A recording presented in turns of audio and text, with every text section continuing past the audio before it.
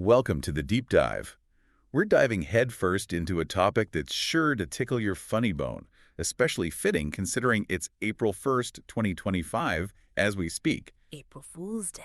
That's right, a day of pranks and hoaxes and all-around lighthearted fun. And, we've received a ton of questions from our listeners. Everyone seems to be curious about this, wanting to know more about its origins and how it's evolved over the years, and really what makes it tick. Absolutely, and it's a fascinating topic to unravel. We've got a treasure trove of articles and historical tidbits ready to go, so. Let's get this deep dive rolling then. What's the first thing that pops out to you when we think about April Fool's Day? Well, for a celebration so universal, the actual origin story is surprisingly elusive. Like, we don't have a specific founder or a eureka moment. It's a real head scratcher, isn't it? Really. So how do we even begin to trace something back when the starting line is so blurry? One popular theory points to the adoption of the Gregorian calendar back in the 16th century. It's a bit of a calendar conundrum, you could say. Calendar chaos? Okay, I'm intrigued. Tell me more. Before the Gregorian calendar came into the picture, many European countries celebrated New Year's Day towards the end of March, sometimes even spilling into early April. So not on January 1st like we're used to now. Exactly. When that shift happened, those who stuck to the old ways and continued celebrating in early April became the targets of jokes and pranks.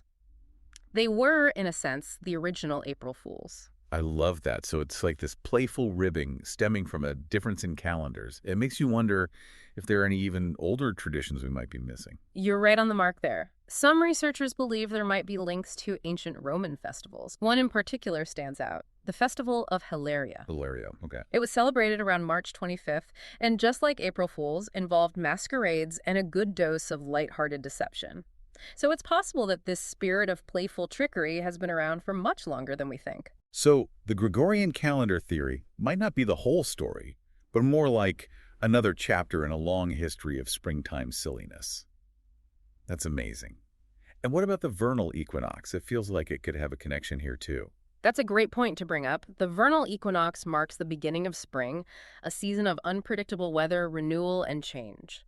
Some folks believe this sense of unpredictability might tie into the lighthearted chaos of April Fool's Day. I could definitely see that. It's like embracing the unexpected, turning it into a day of laughter and fun. Exactly. You could say it's like a ritualized way of acknowledging the unpredictable nature of things, especially during springtime. So we've got calendar confusion, Roman revelry, and the chaotic energy of spring, all possibly contributing to the birth of April Fool's Day. It's like a perfect storm of historical circumstances. And over time, these possibly separate threads evolved into the more standardized prank traditions we see today. You know, the classics. The salt and the sugar shaker trick, the fake spider prank, sending someone on a wild goose chase for something that doesn't exist. You can't forget those. Oh, absolutely. And what's interesting is that most of these pranks are harmless. It's more about a good chuckle, a moment of surprise, and then everyone's in on the joke. And then, of course, mass media came along and things went up a notch. I can just imagine the headlines and radio broadcasts. It must have been a golden age for large-scale pranks. Oh, absolutely. The media definitely amplified the reach and creativity of April Fool's Day, and some of those hoaxes became legendary. Remember the BBC's spaghetti harvest report back in 1957? Oh, yeah. The image of spaghetti growing on trees was so absurd, yet so believable at the time. It's amazing how a shared, even if it's fictional experience like that, can become so ingrained in our culture. It really highlights the power of a good hoax done right, especially when everyone's in on the fun. And in recent times, corporations have also jumped on the April Fool's bandwagon. It's become a marketing tactic, hasn't it? You see brands trying to outdo each other with clever and funny announcements. Definitely. April Fool's Day gives companies a chance to showcase their lighter side, create some buzz on social media, and connect with their audience in a more playful way. In Google, they've really become the masters of the corporate April Fool's prank. Oh, for sure. You almost wait with bated breath to see what crazy thing they'll come up with each year. Of course, we can't talk about April Fool's Day without mentioning the internet. The internet has been a game changer. It's completely transformed the landscape of pranking. It's like the world collectively decides to blur the lines between reality and fantasy for 24 hours. It's amazing, isn't it? Viral pranks and those April Fool's memes, 2025 you mentioned, they spread like wildfire. It's a whole new level of global, instantaneous trickery. It's almost overwhelming how quickly something can go viral. But jokes aside, do you think there's a deeper meaning behind April Fool's Day?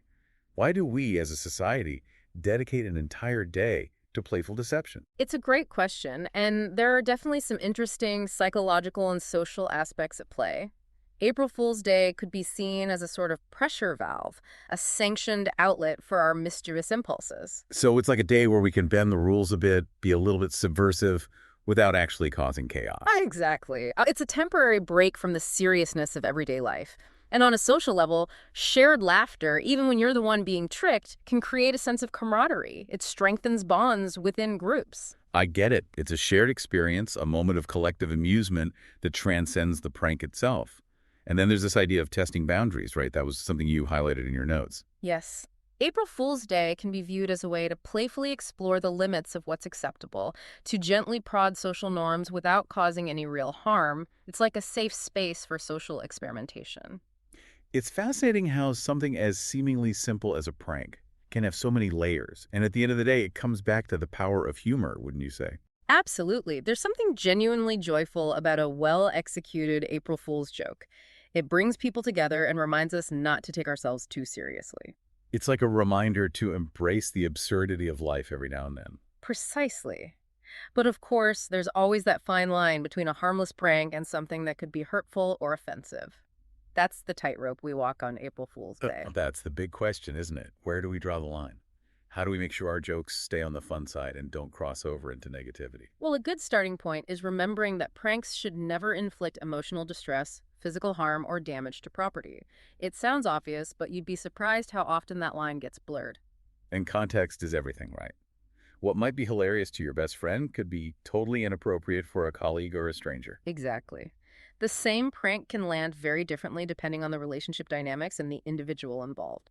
And the internet, with its speed and reach, adds another layer of complexity. Even if something is intended as a joke, it can easily be misconstrued or spread misinformation. It's true. That's why a healthy dose of skepticism is essential on April Fool's Day, especially online. We need to be extra vigilant about what we believe, even more so than usual. It's like we need to activate our internal April Fool's radar that day, double-checking everything we see and hear. And then there are all those social media challenges and trends that emerge. Some are brilliant, and some are just, well, not so much. Social media definitely becomes a hotbed of April Fool's activity. It's like everyone's trying to outdo each other with the most creative or outrageous prank, and let's not forget the memes. Ah, the memes. They're the perfect format for April Fool's humor. Quick, witty, and incredibly shareable. I'm sure by now our social media feeds are flooded with April Fool's memes 2025. You can bet on it. Now, looking to the future, it'll be interesting to see how technology, especially the rise of AI, shapes the evolution of April Fool's Day. This is where it gets really exciting. What kind of high-tech trickery can we expect in the years to come? Give me some futuristic foolishness. Well, with AI becoming more sophisticated, we might see more personalized and nuanced pranks. Imagine AI-generated deepfakes so realistic you wouldn't even question their authenticity. Wow, that's a whole other level. It makes you wonder how we'll even discern truth from fiction in the future, even on a day dedicated to deception. What about virtual reality? It seems ripe for some epic April Fool's shenanigans. Oh, absolutely. VR opens up so many possibilities. Imagine being in a virtual environment and suddenly everything changes around you. It's a prank that's immersive and incredibly convincing. The possibilities are endless. That's mind-blowing. But even with all these technological advancements, do you think the fundamental appeal of April Fool's Day will remain? I think it will. While technology will undoubtedly influence the methods and scale of pranks, the human desire for lighthearted fun, for a break from routine, that's not going to change. That shared moment of laughter and surprise, that's a timeless human experience. So, as we wrap up this deep dive into April Fool's Day, it's clear that it's much more than just a day of silly pranks. We've explored its hazy origins, possibly rooted in calendar changes and ancient festivals, and its evolution into a global phenomenon fueled by media and technology. It's a day that allows us to release tension, bond with others, and embrace the absurdity of life, all through the power of humor. And we've also highlighted the importance of being mindful of the line between harmless fun and something that could be hurtful. In an increasingly digital world, it's crucial to be discerning and remember that even jokes can have unintended consequences. So as you navigate this April Fool's Day, dear listeners, keep in mind that while technology might amplify the tricks and the reach of the day, the essence of April Fool's remains the same.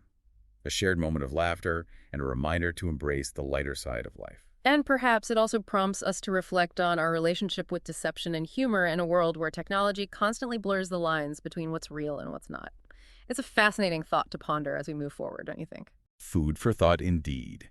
That wraps up our deep dive for today. Happy April Fool's Day, everyone. Remember to stay curious and keep those April Fool's radars on high alert. And until next time, keep exploring the fascinating world around us. See you on the next deep dive.